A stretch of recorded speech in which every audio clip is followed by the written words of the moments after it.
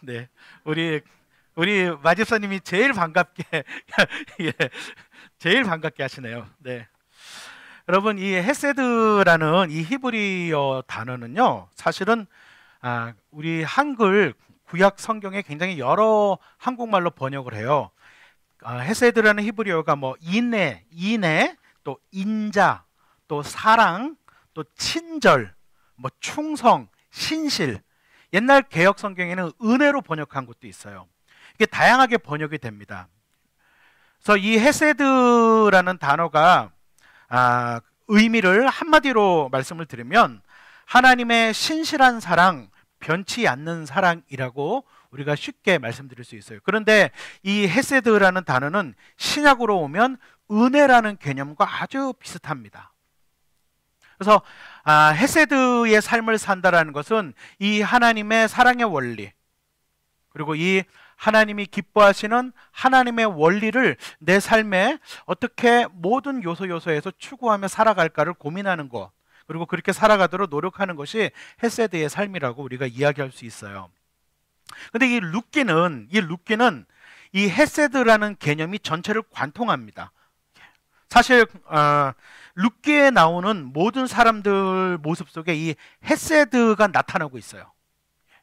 뭐 헤세드라는 단어가 룻기에 물론 나오지만 헤세드 이렇게 나오지는 않지만 룻기에 나오는 사람들의 그 모습 속에 이 하나님의 사랑이 드러나고 있다는 것이죠.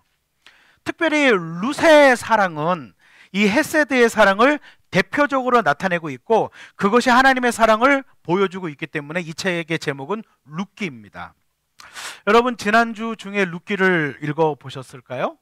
다 읽어보셨을지 모르겠네요. 예. 룻기를 천천히 이렇게 정독하신 분은 아마도 마음이 따뜻해옴을 느끼셨을 것 같아요. 사실 룻기에 그 나오는 사람들의 마음과 심정과 느낌과 상황을 곰곰이 묵상하면서 읽고 그들의 모습을 보면 굉장히 마음이 따뜻함을 느낄 수 있습니다. 룻기의 특징 중에 하나가 악인이 나오지 않아요. 룻기는. 그렇지만 그런데 우리 현실의 삶은, 저와 여러분이 살아가는 우리 현실의 삶은 좀 룻기와 같이 따뜻하게만 느껴지는 것 같지는 않아요. 여러분 우리가 사는 세상에 종종 나타나는 여러 가지 무서운 것 중에 하나가 뭐 다양하지만 전염병이 우리 사회에 종종 일어나죠. 에볼라 바이러스라든지 뭐 사스, 메르스, 조류독감. 우리나라의 이 돼지 이 열병은 아직 완전히 없어진 건 아니랍니다. 이런 전염병들이 우리가 사는 세상에 가끔 이제 창궐하기도 하죠. 근데 저는 더 무서운 그리고 더 심각한 전염병이 있다는 생각이 들어요. 우리가 살아가는데. 이런 전염병도 무섭지만 우리 인생과 우리 삶에서 더 무섭고 심각한 전염병, 그런 거는 아마 이런 것이 아닐까요? 무관심, 사랑 없음, 냉소, 빈정됨, 차가움, 또 잔인함, 이런 것들이 아닌가 싶어요. 사실 이런 모습을 가진 사람이 내 옆에 있게 되면 그 주변에 있는 사람들도 이와 비슷한 증상이 나타나는 것을 우리가 보게 됩니다. 어쩌면 이런 전염병들이야말로 사실은 더 무서운 게 아닌가 싶어요. 삶을 살아가는데 더 힘들게 만드는 것이 아닌가 싶은 생각이 듭니다. 오늘 우리가 룻기 2장을, 사실 이 룻기 2장을 읽어보면 굉장히 이 따뜻한 룻기 2장이 만약에 이런 무관심, 사랑 없음, 냉소, 빈정됨, 차가움, 잔인함, 어떠한 이러한 전염병에 걸려서 이 룻기 2장을 읽어보면요, 룻기 2장이 다르게 읽힐 수 있어요. 제가 한번 룻기 2장을 삐딱하게 읽어봤거든요. 예, 룻기 2장을 읽으면서 제가 한번 삐딱한 눈으로 제가 룻기를 한번 봤어요.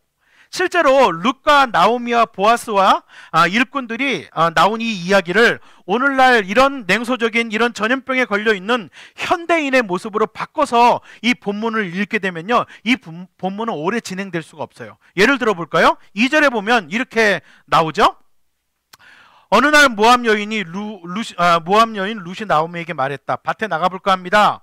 혹시 나에게 잘 대해주는 사람을 만나면 그를 따라다니면서 떨어진 이삭을 주울까 합니다. 나오미가 룻에게 대답하였다. 그래, 나가보아라. 이렇게 얘기하죠. 아마 상황이 더 극심하게 어려워졌을 거예요. 근데 전염병에 걸린 현대인은 이렇게 말할 수 있을지 몰라요. 실제 이런 상황이 되면 어머니가 그래도 이쪽에 인맥이 있지 않아요? 좀 나가셔서 뭐라도 좀 하셔야 되는 거 아니에요? 아니 저 같은 이방 여인이 뭘 할 수 있겠어요? 이러면 룻기는 끝나는 거죠. 그죠? 이러면 룻기 이야기는 끝나는 겁니다. 반대로 현대판 나오미는 이렇게 말할지도 몰라요. 이런 상황에서 현대를 살아가는 현대판 나오미는 야 누구 뭐 창피해 줄 일 있냐?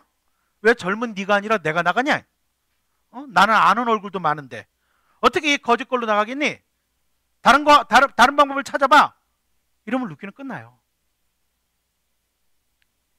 룻기의 이야기를 현대판으로 바꿔보면요, 이 룻기 이야기는 쓰여질 수가 없습니다. 4절에 보면은 보아스가 일꾼을 만나잖아요.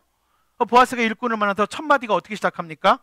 주님께서 자네들과 함께 하시기를 비내라고 시작합니다. 근데 만약에 어떤 한 상사나 어떤 한 그 보아스와 같은 위치에 있는 사람이 어이 거기 똑바로 해, 자는 확실히 하고 일을 못 끝내면 집에 못 간다, 이래버리면, 이렇게 시작하면요 룻기는 쓰여질 수가 없어요. 여기서 끝나죠.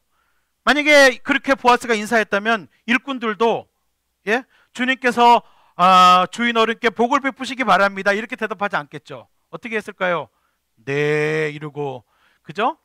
속에서는 불평불만이 가득했겠죠. 뿐만이 아닙니다. 여러분 6절과 7절에 보면 보아스가 룻에 대해서 묻잖아요. 저 여인이 누구냐? 라고 물어볼 때 일꾼들이 만약에 대답을 이렇게 했으면 룻기는 어떻게 됐을까요? 저 이방 여자가요 계속 쫓아다니면서 우리를 피곤하게 해요. 우리 작업하는데 굉장히 방해가 되고요. 이 여자 때문에 자꾸 걸거칩니다 라고 얘기를 한다면 보아스는 이 이방 여인 룻에게 선을 베풀지 않았을 거예요. 여기서 룻기는 끝납니다. 여러분 우리가 살고 있는 세상은요 사실 룻기와는 반대가 되는 모습으로 진행되고 있는 경우가 너무나 많아요. 거기에는 부정함과 빈정됨과 차가움과 냉소와 비방과 삐딱함이 가득 차 있는 것을 보게 되죠. 그런데 룻기 2장은요 처음 끝까지 헤세드가 흘러가요. 헤세드가 룻기 2장 전체를 가득 메우고 있습니다.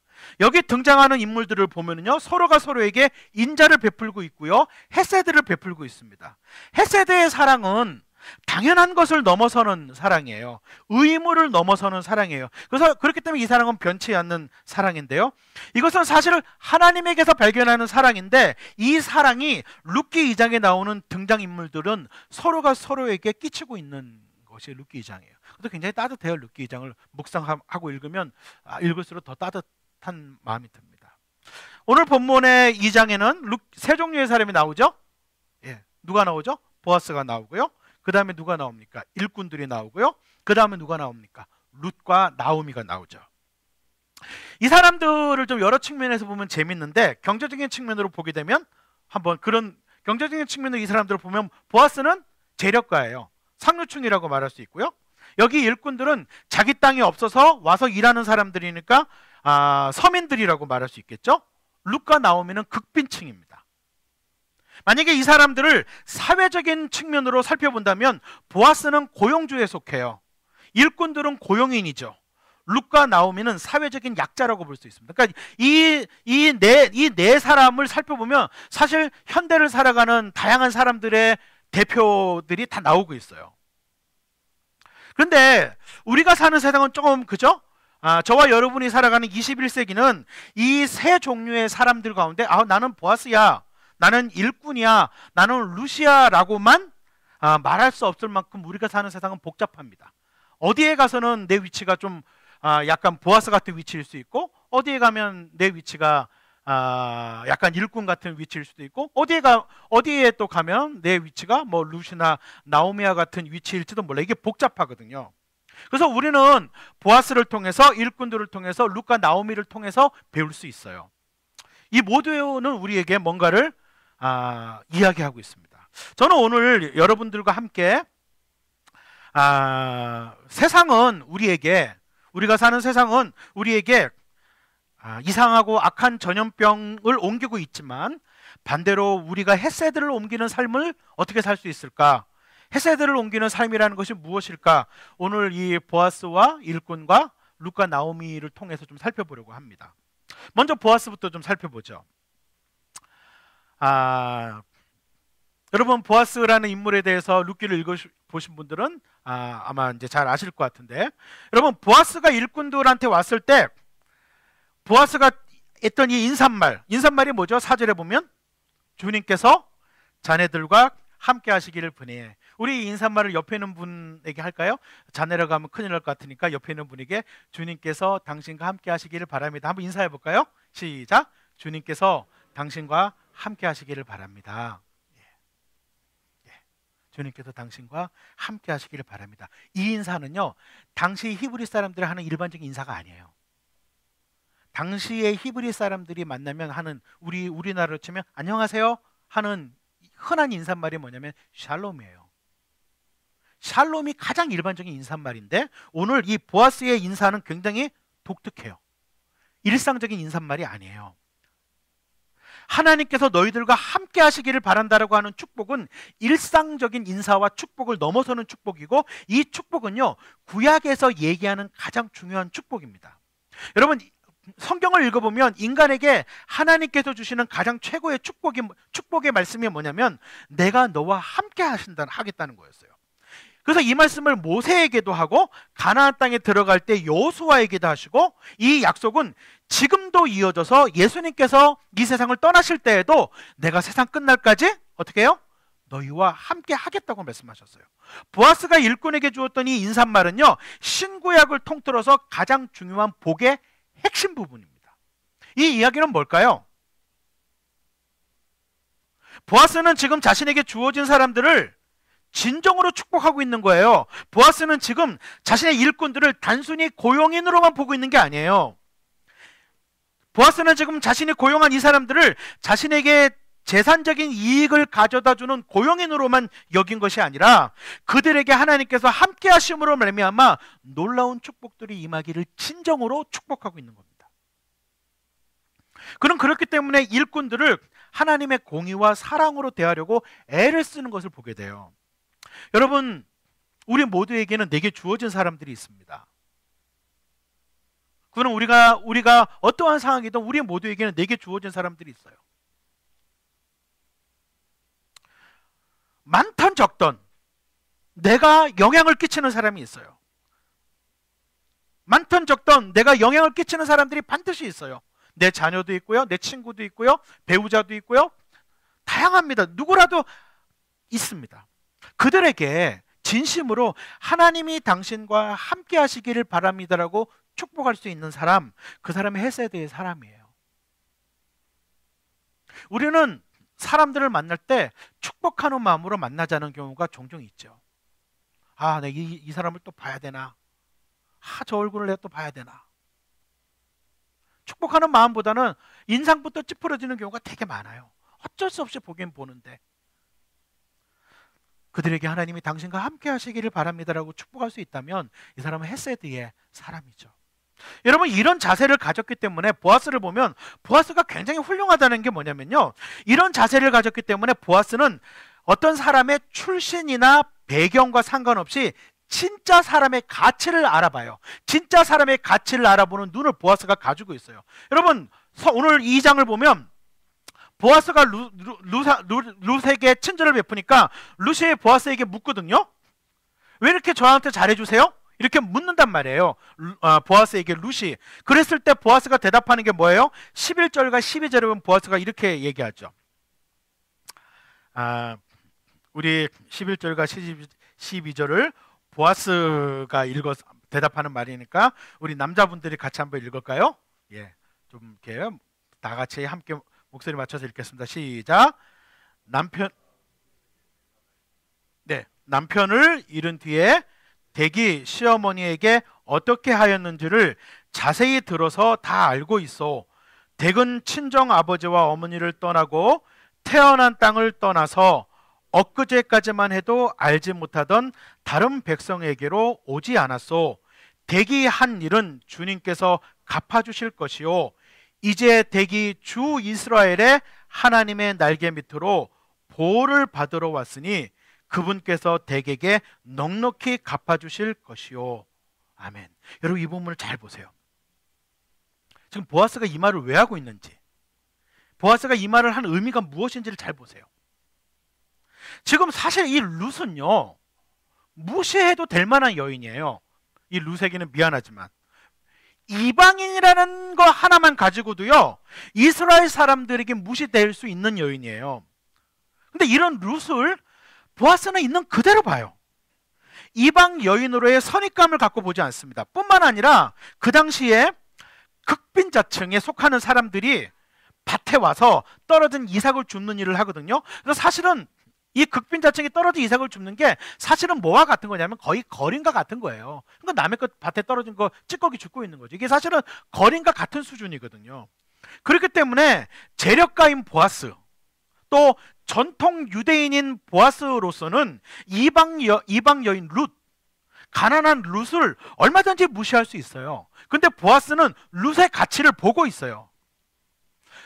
룻을 경제적으로나 또는 인종적으로 바라보는 것이 아니라 룻 자체가 가지고 있는 진정한 가치를 보고 있습니다. 12절을 보면 이렇게 얘기해요. 댁이 한 일을 주님께서 갚아주실 것이요 라고 하면서, 이제 댁이 주 이스라엘의 하나님의 날개 밑으로 보호를 받으러 왔으니 그분께서 댁에게 넉넉히 갚아주실 것이요. 보아스는 룻이 여기 왜 왔는지 그 진정한 이유를 알아요.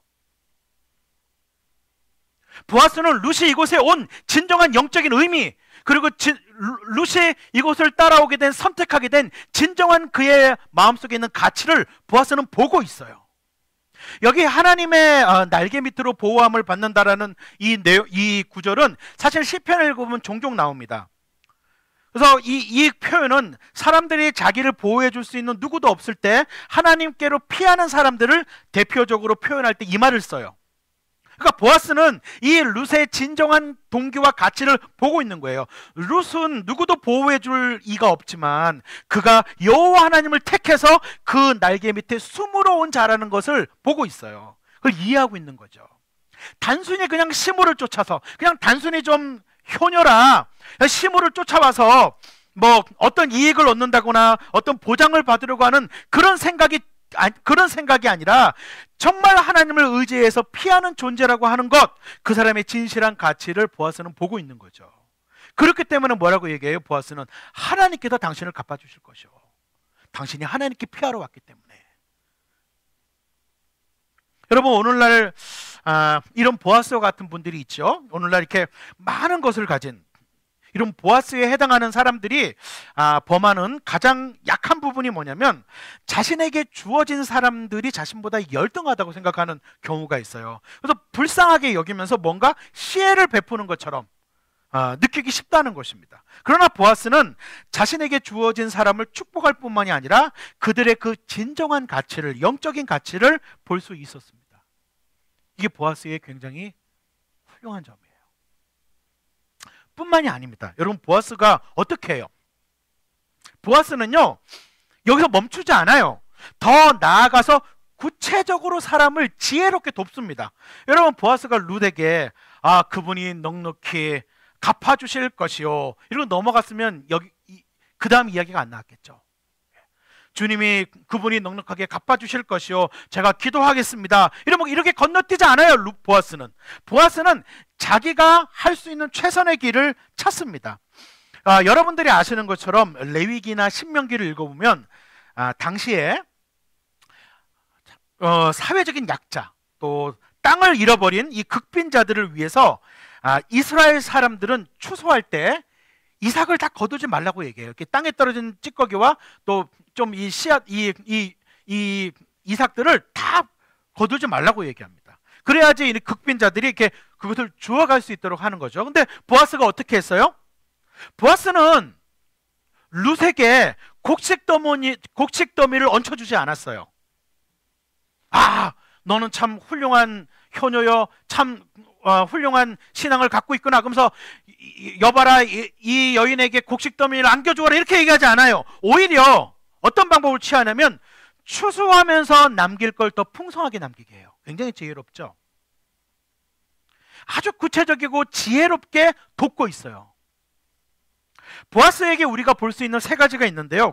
하나는 그 사람을 진심으로 축복해 주고요, 그 사람의 가치를 알아봐 주고요, 말로만이 아니라 구체적으로 그 사람들을 돕는 것을 보게 됩니다. 여기 보아스의 삶의 중심 원리를 보면 그것은 하나님의 헤세드가 밑에 흐르고 있어요. 하나님이 그의 삶의 중심 원리였으며 하나님께서 보여주신 헤세드가 그의 삶을 지배하는 삶의 원리라는 것을 발견하게 돼요. 두 번째 사람을 볼까요? 두 번째 사람은 누굽니까? 이름이 나와 있나요? 이름이 안 나와 있어요. 이름 모를 일꾼들입니다. 이 일꾼들을 한번 보실까요? 여러분 4절에 보아스가 주께서 자네들과 함께 하시기를 비네 이렇게 얘기하니까 뭐라고 대답합니까? 주님께서 주인 어른께 복을 베푸시기 바랍니다. 이렇게 대답합니다.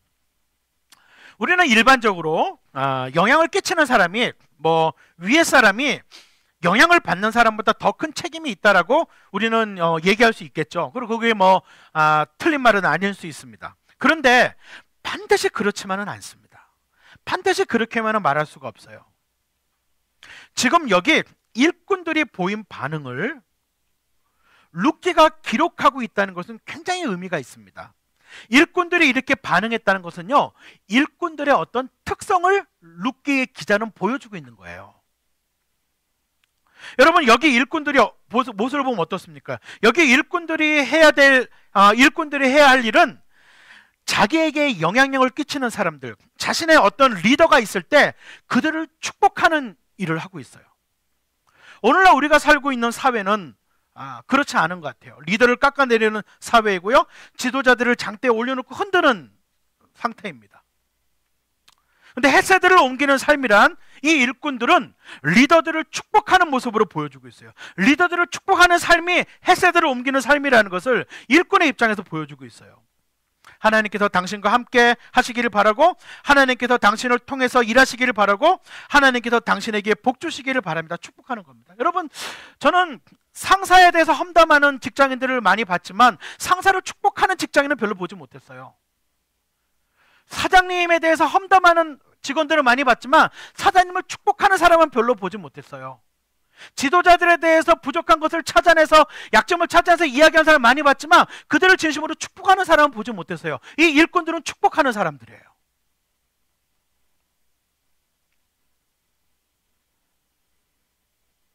여러분, 여러분들에게 어떤 여러분들의 영향을 끼치는 리더가 있으세요?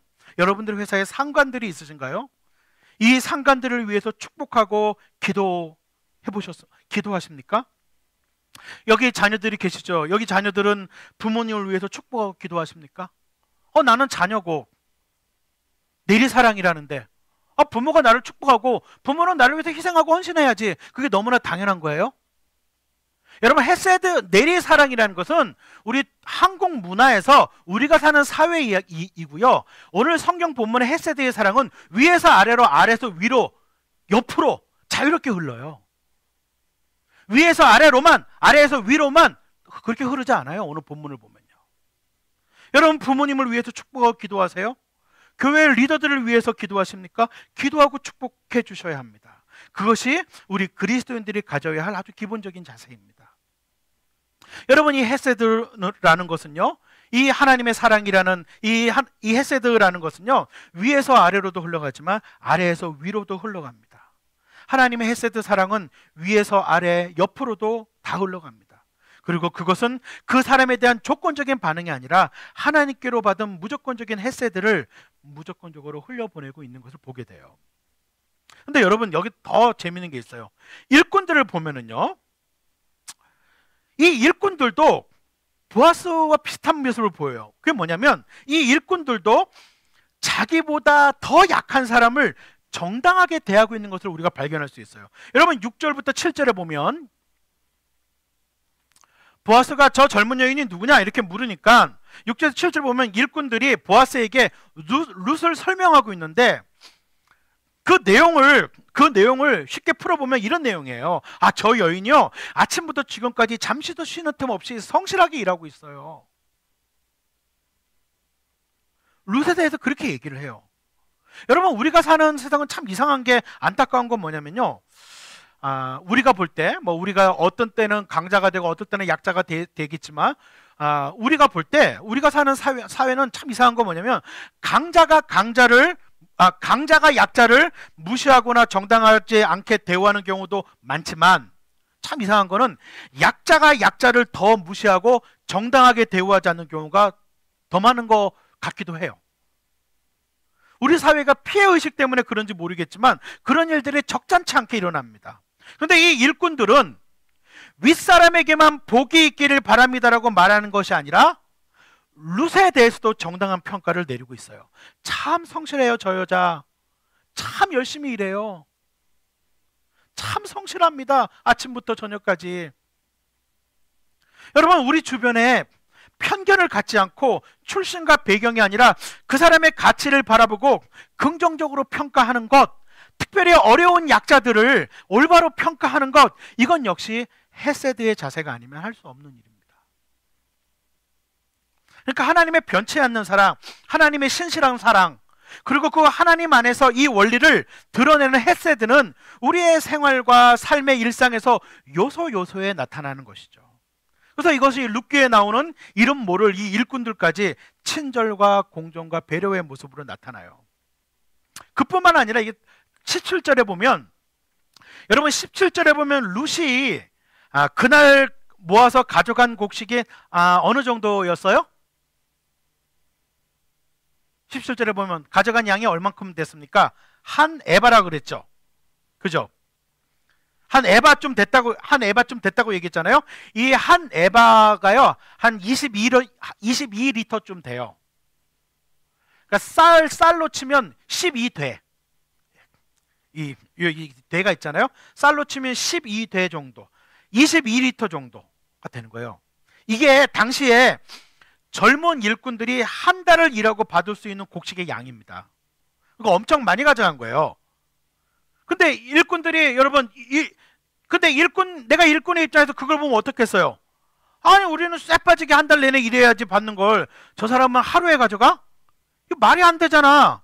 이렇게 시기할 수 있는 가능성이 얼마든지 있는데 이 본문에는 그런 내용들이 전혀 나오지 않아요. 은혜가 흘러가고 있는 것을 시기하지 않는 일꾼들의 모습을 보여주는 거죠.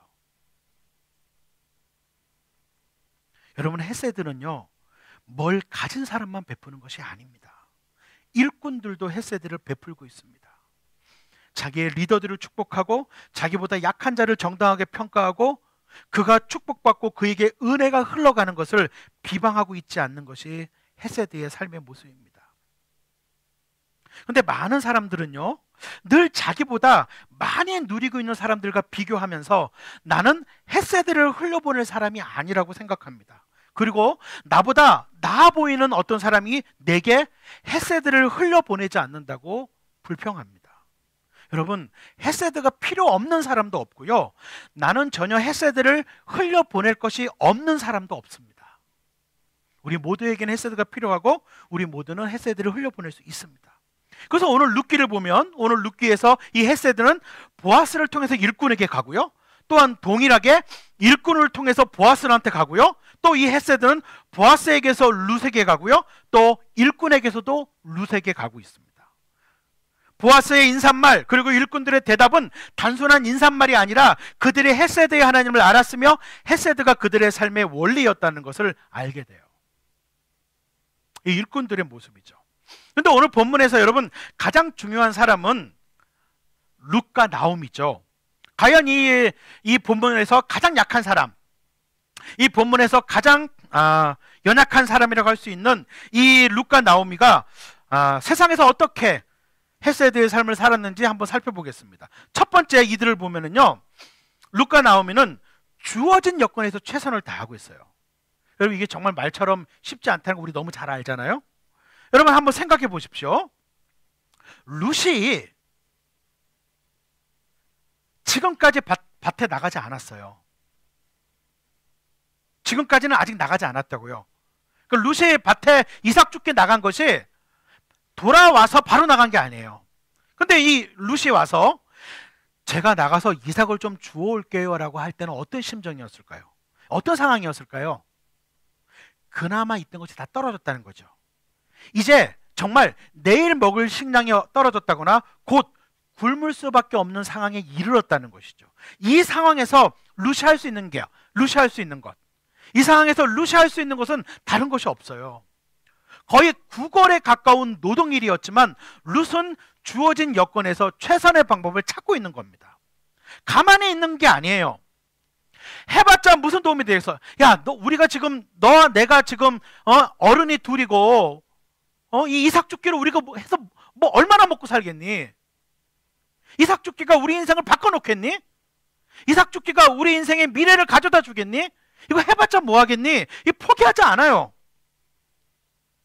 누군가 나를 도와주지 않는다고 불만에 가득 찬 채 방에 앉아 있지도 않아요. 자기의 여건에서 자기가 할 수 있는 최선의 것을 찾고 자기가 할 수 있는 최선의 것을 그냥 하는 거예요. 이 룻과 나오미를 보면은요. 여러분, 이들이 사실 이 이후에 벌어질 일을 알았겠습니까? 그렇지 않죠. 이 이후에 벌어질 일을 알았으면 저 같아도 뛰어나가죠.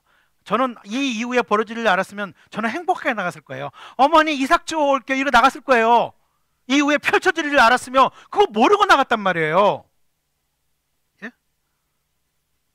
떨어진 이삭을 줍는 것 같고 우리가 과연 얼마나 견딜지, 얼마나 살지, 이런 인생이 미래가 있을지 알지 못하지만 그것이 현재 상황에서 최선이었어요. 현재 상황에서 그것밖에 할 게 없었어요. 근데 그 일을 했더니 그 속에서 하나님이 일하고 계셨어요. 나오미도 마찬가지죠.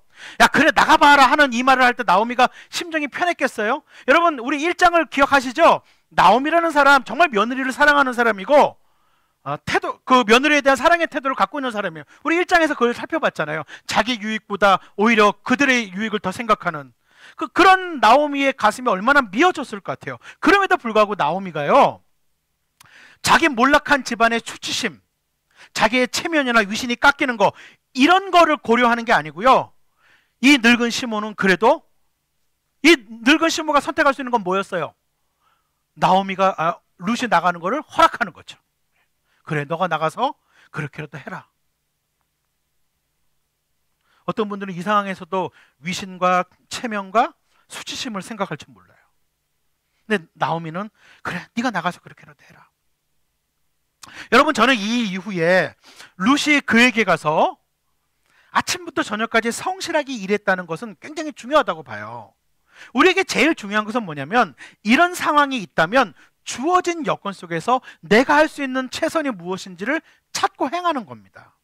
얼마나 많은 사람들이 상황이 조금만 어려워지면 나 아무것도 할 게 없다고. 너 왜 그러고 있니? 아무것도 할 게 없어요. 실제로 여러분, 우리 상황이 아무리 어렵다고 할지라도 그 속에서 우리가 할 수 있는 것은 있어요. 근데 우리가 왜 하지 않냐면 문제는 뭐냐면 그것이 별로 도움이 안 될 거라고 생각해서 포기하는 거죠. 여러분, 성인 둘이 먹고 사는데 이삭 죽게 가지고 얼마나 버티겠어요. 이삭 죽게 해가지고 추수 시절에나 거둘 수 있지만 추수 기간이 끝나면 그때는 어떻게 살아요? 추수 기간에 떨어진 이삭은 주울 수 있겠죠. 근데 추수가 다 끝난 기간에는 어떻게 나가서 주술 것도 없잖아요. 그거 해봤자 뭐하니? 그러면 끝나는 거예요. 그거 해봤자 무슨 인생이 바뀌겠니? 그러면 끝나는 거예요. 그런데 이들은 해요. 많은 사람들은 별 도움이 안 될 것 같기 때문에 미리 포기하거나 이미 마음에 포기했기 때문에 아무것도 보이지 않는 것이죠. 할 수 있는 것을 낙심하지 않고 하는 것, 그것이 룻과 나오미의 모습에서 나옵니다. 그뿐만 아니라 저는 이 본문을 읽어가면서 룻에게 빠졌어요. 룻은 정말로 매력적인 여인이에요. 여러분, 10절과 13절을 보면 이 구절을 한번 보십시오. 저 나오죠? 10절과 13절. 10절에서 이제 보아스와 룻이 하는데, 룻이 하는 말이죠. 그러자 룻은 엎드려 이마를 땅에 대고 절하면서 보아스에게 말하였다. 저는 한낱 이방 여자일 뿐인데 어찌하여 저 같은 것을 이렇게까지 잘 보살펴 주시고 생각하여 주십니까? 그 13절에 보면 룻이 대답하였다. 어른께서 이토록 잘 보살펴 주시니 몸둘 바를 모르겠습니다. 어른께서 거느리고 계신 여종들 축에도 끼지 못할 이 종을 이처럼 위로하여 주시니 보잘것없는 이 몸이 큰 용기를 얻습니다. 이렇게 얘기해요. 여러분, 이 본문을 그냥 이렇게 보면은 그냥 이런 말 할만하네 라고 생각하는데, 사실 생각해 보면요, 지금 형편이 너무 어려워요. 정말 거짓골이에요. 근데 이 자신이 범접할 수 없는 재력가가 자신에게 이렇게 시혜를 베풀었을 때 저 같으면 이렇게 말씀 몰라요. 감사합니다. 감사합니다. 기회를 주셔서 감사합니다. 열심히 하겠습니다. 이렇게 말했을 것 같아요. 근데 이 여인은 잘 보면 아주 겸손하게는 표현하는데 어떻게 해요? 보아스한테 질문을 던져요. 보아스한테 질문을 던져요. 왜 저를 이렇게 잘해주시는 거죠? 여러분 요즘 드라마 하도 많이 봐가지고 저한테 흑심 있으신가요? 이런 거 아니에요. 이 룻기를 읽으면서 그런 생각하시면 그건 드라마입니다. 예, 저한테 흑심 있으신가요? 그런 거 아니에요. 적어도 이 성경에서 이야기하는 보아스는 그런 인물이 아닙니다. 지금 룻은 아니 나는 이 땅에서 차별을 받으며 살 수밖에 없는 가난한 이방인 과부인데 왜 저한테 잘해주시나요? 진실하게 이야기하고 있어요. 그뿐만 아니라 13절에 보면 룻은 이렇게 잘해주셔서 제가 참 위로가 되고 격려가 되고 큰 용기를 얻습니다. 이렇게 얘기하고 있어요. 저는 이 표현에서 이 룻이라는 여인이 어렵지만 비굴하지 않아요. 비천하지만 담대해요. 그리고 자연스러움과 자유함이 느껴져요. 분명히 아주 겸손하거든요. 근데 비굴함이 느껴지지 않아요. 어떻게 그럴 수 있을까? 여러분 룻기 전체를 다시 읽으면서 제가 그 이유를 가만히 묵상해 보니까 뭔가를 하나 발견했어요. 이 여인이 가지고 있는 내면의 힘을 발견했어요. 그것은 상황에 의해서 지배받지 않고 하나님에 의해서 지배받고 있는 이 내면의 힘 때문에 이 여인이 이렇게 반응할 수 있는 것이죠. 이 엄청난 재력가 앞에서 어떤 면에서 보자면 생사여탈권을 쥐고 있을 것 같은 보아스 앞에서 이 여인이 이렇게 반응할 수 있는 거죠. 얼마나 많은 사람들이 상황이 어려워지면 자존심이 뭉개지고 스스로 쪼그라드는지 몰라요. 아니면 또 반대로 굉장히 공격해지고 삐딱해지기도 하죠. 왜냐하면 상황에 지배받고 있기 때문에. 이 룻도 분명히 그런 상황이었어요. 근데 룻은 그렇게 되지 않았어요. 왜요? 그의 내면이 하나님의 지배를 받고 있었기 때문에. 그것을 어떻게 발견할 수 있어요? 어떻게 발견할 수 있죠? 여러분 생각해 보세요. 인간적으로 보자면 더 고통으로 들어가는 거예요. 인간적으로 보자면요, 미래가 암담한 거예요. 미래를 알 수가 없어요. 불투명해요. 그런데 나오미를 따라 나서서 이 여인은, 그리고 그의 고백에서 나오잖아요. 그 이유는 그것이 하나님의 때문이라는 것을 우리가 알 수 있어요. 그리고 이 어려운 상황에서 룻이라는 여인은 자존심이나 이 룻이라는 여인은 다른 모든 걸 내려놓고 당시에 아주 극빈자들 거린내 취급을 받는 그 이삭 쫓기를 하려고 나서요. 이 여인은. 그리고 3장과 4장을 읽어보면요, 어머니의 명을 따라서 굉장히 담대하게 행동하는 것을 우리가 나중에 이제 봅니다. 그리고 그녀가 하는 말들을 살펴보면 우리는 충분히 발견할 수가 있어요. 룻의 속에 무엇이 있는지. 여러분 이제 2020년 시작하고 벌써 2주째 접어들고 있습니다. 여러분 올 한 해 무엇의 지배를 받고 싶으세요? 무엇의 지배를 받고 살고 싶으세요? 여러분 혹시 어려운 가운데 계시나요? 마음이 자꾸 울적해지시고, 마음이 자꾸 울적해지실 때 울적한 노래 좀 제발 듣지 마세요. 어떤 분들은 마음이 울적해지면 울적한 노래를 들었는데 그런 마음이 더 울적해집니다. 비천한 생각이 드시는 분이 혹 있으십니까? 약자가 된 것 같은, 자주 불안하십니까? 여러분 누구의 지배를 받고 계십니까? 룻은 상황의 지배를 받고 있지 않아요. 그러나 하나님을 의지하고 있어요. 그뿐만 아니라 이 여인들을 보면 이들은 하나님의 일하심을 기대하고 기다려요. 여러분 한번 제가 퀴즈를 낼까요? 나오미는 보아스가 그 지역에 살고 있다는 것을 알았을까요? 몰랐을까요? 알았죠. 알고 있었어요.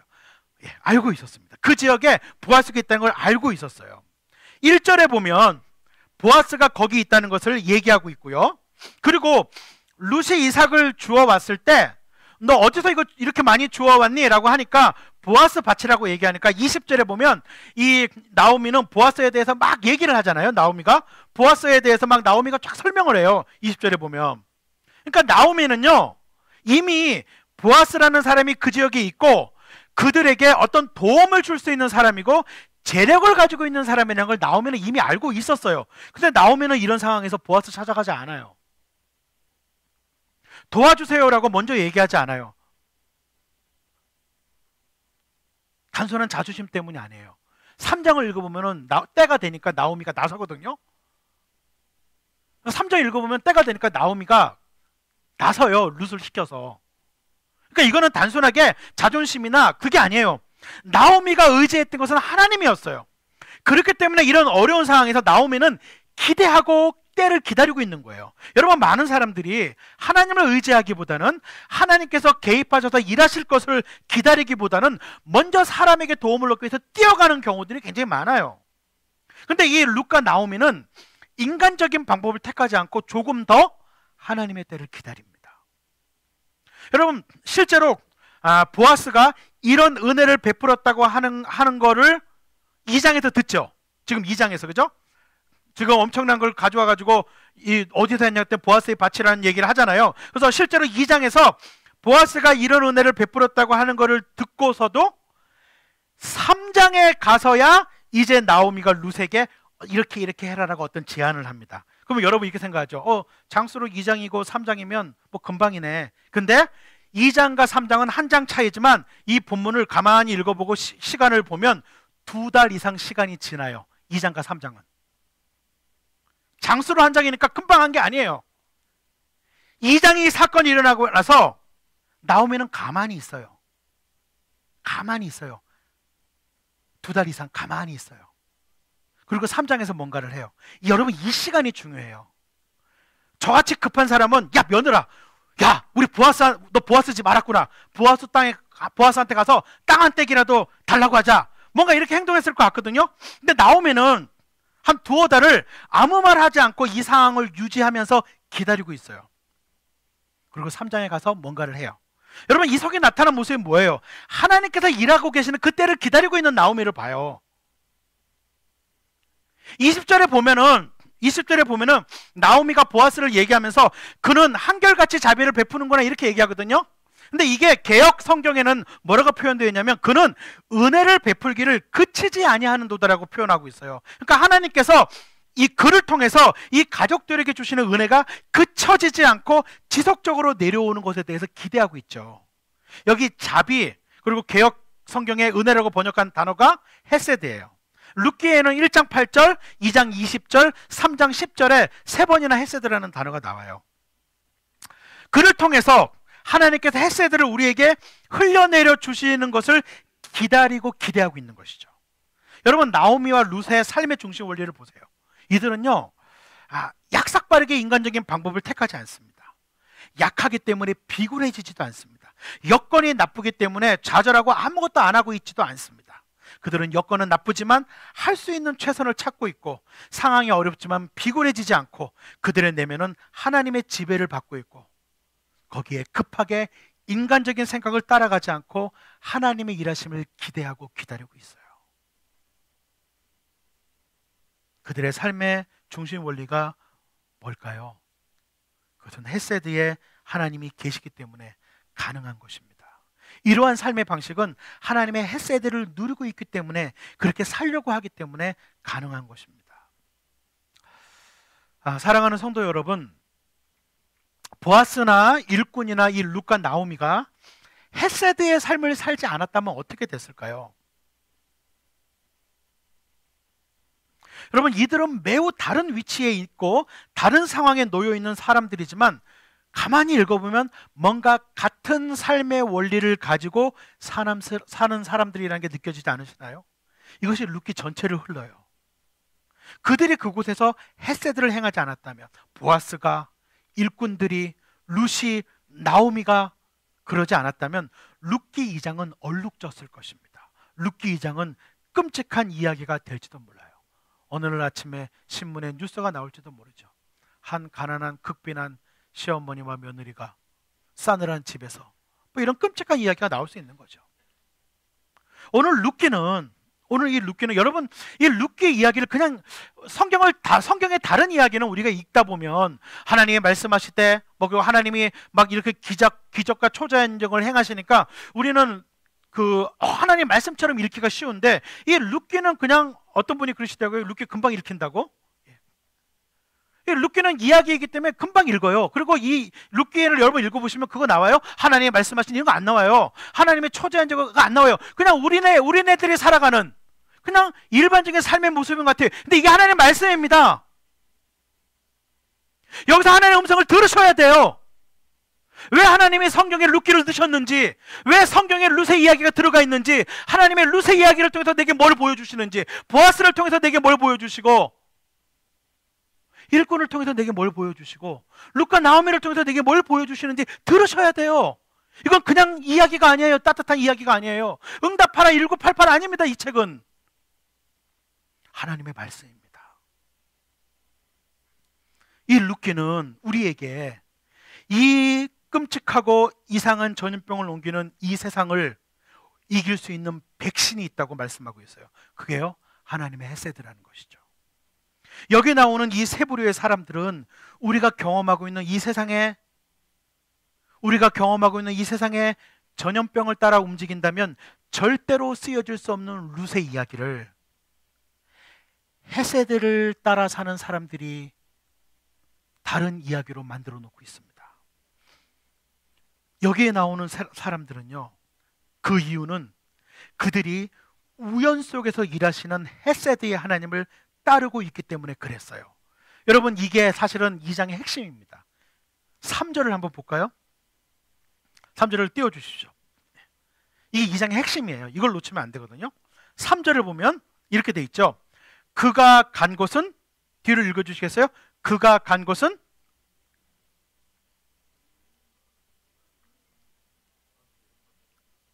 네,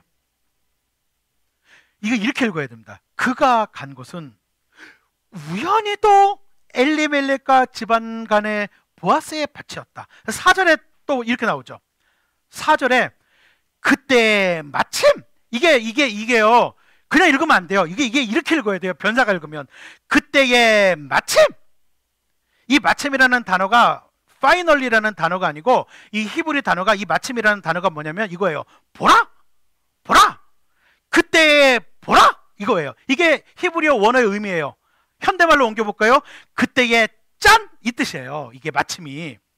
그래서 이걸 띄어 읽어야 돼요. 그때의 마침 보아스가 베들레헴 성읍에서 왔다. 여러분, 룻기 저자가 이거 진짜 우연이라고 쓰고 있는 거예요? 룻기 저자가 진짜 이것을 우연이라고 생각하고 쓰는 거예요? 여러분, 왜 어쩌자고 그 많은 밭 중에서 보아스의 밭에 갔을까요?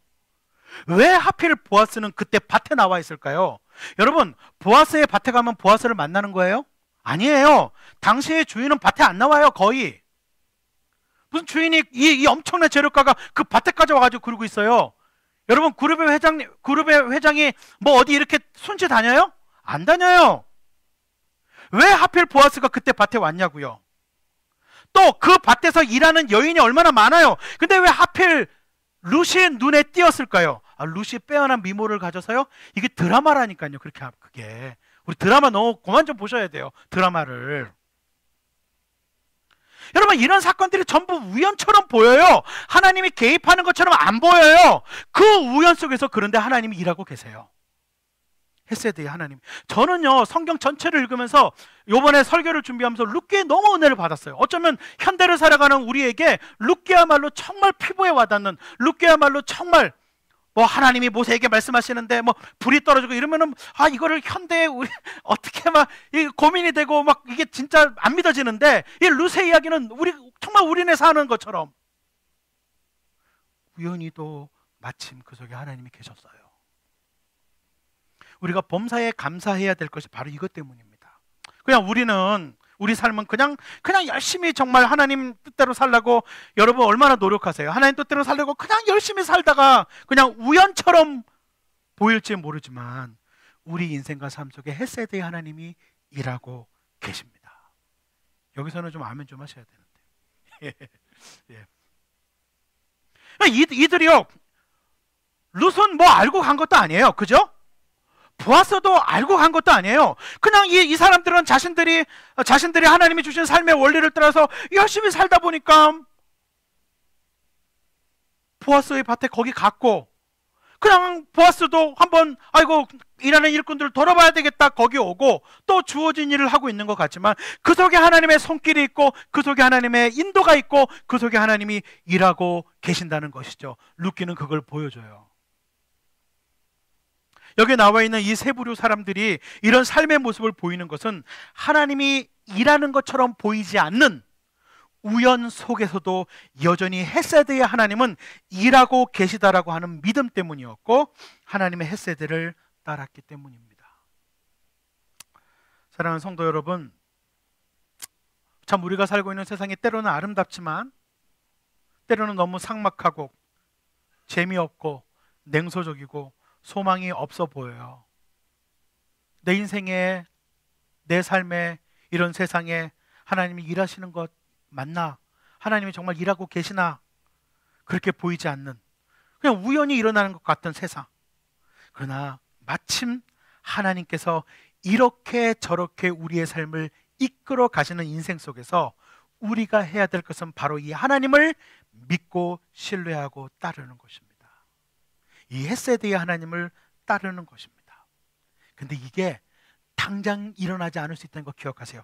2장 마지막 절을 보세요. 23절. 23절을 이거 같이 한번 읽어야 됩니다. 다 같이 읽을게요. 시작. 그리하여 룻은 보리 거두기뿐만 아니라 밀 거두기 끝날 때까지도 보아스 집안의 젊은 여자들을 바싹 따라다니면서 이삭을 주었다. 그러면서 룻은 시어머니를 모시고 살았다. 아멘. 변한 게 없네요. 이삭 죽게 하던 인생이 계속 이삭 죽고 있어요. 변한 게 없잖아요. 나오미와 룻은 보리를 거두기뿐만이 아니라 한 2달쯤에 밀 거두기가 끝날 때까지도 그냥 계속 이렇게 이삭 죽고 있어요. 보아스의 호의로 배고픔 정도는 조금 해결했는데 룻과 나오미의 인생은 여전히 이삭 죽기 인생이에요. 아직도 하나님께서 일하시는 그 클라이맥스는 오지 않았어요. 보리를 다 거두고 밀을 다 거둘 때까지도 별다르게 하나님이 개입하시는 것 같아 보이지 않아요. 그럼에도 불구하고 이 사람들은 헤세드의 삶을 살고 있군요. 사랑하는 성도 여러분, 우리들의 인생에 우리가 하나님을 의지한다고 해서 내 삶과 내 인생과 세상이 갑자기 바뀌지 않을 수도 있어요. 그럴 때 기다리십시오. 하나님이 일하세요. 보이지 않지만 일하고 계십니다.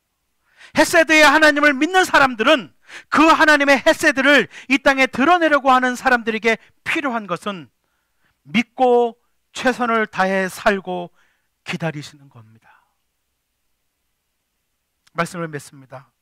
여러분, 우리가 사는 세상에 이 창고라는 전염병 속에 헤세드의 백신을 가지고 우리가 좀 따뜻하게 살았으면 좋겠어요.